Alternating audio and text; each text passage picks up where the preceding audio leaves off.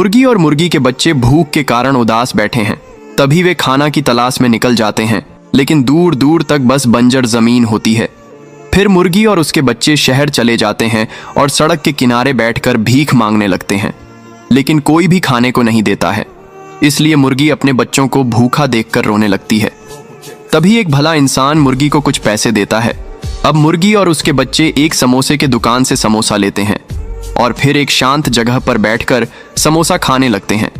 फिर भी मुर्गी रोने लगती है क्योंकि किसी ने लाइक सब्सक्राइब नहीं किया। किसान शहर से एक नारियल का पौधा लाता है और बंदर नदी से पानी भरकर लाता है। फिर किसान एक गड्ढा खोदता है और उसमें नारियल के पेड़ को लगा देता है। फिर उसे बहुत सारा पानी डालता है। अब कुछ दिनों में बहुत सारे नारियल के फल लगाते हैं। बंदर और किसान नारियल को तोड़ते हैं और पटरी पर झूलते हुए नारियल का जूस पीते हैं। तभी एक भालू आता है और नारियल के पेड़ को उखाड़कर तोड़ देता है। यह देखकर किसान रोने लगता है। फिर लाइक सब्सक्राइब नहीं किया।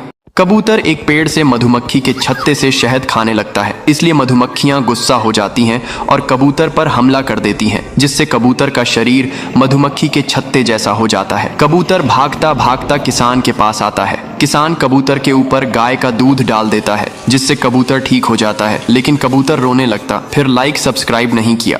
ये किसान एक बंदर को पहाड़ से नीचे फेंक देता है। बेचारा बंदर चिल्लाते हुए पहाड़ से खाई में गिरने लगता है। खरगोश बंदर को देख लेता है और बंदर को बचाने के लिए खाई में कूद जाता है, लेकिन तभी ये बंदर जमीन पर गिरकर मर जाता है। खरगोश बहुत ज्यादा दुखी होता है और रोने लगता है कि तभी अचानक वहां आसमान से बजरंग बली प्रकट हो जाते हैं और बंदर को ठीक कर देते हैं। फिर बंदर रोने लगता है। फिर लाइक सब्सक्राइब नहीं किया।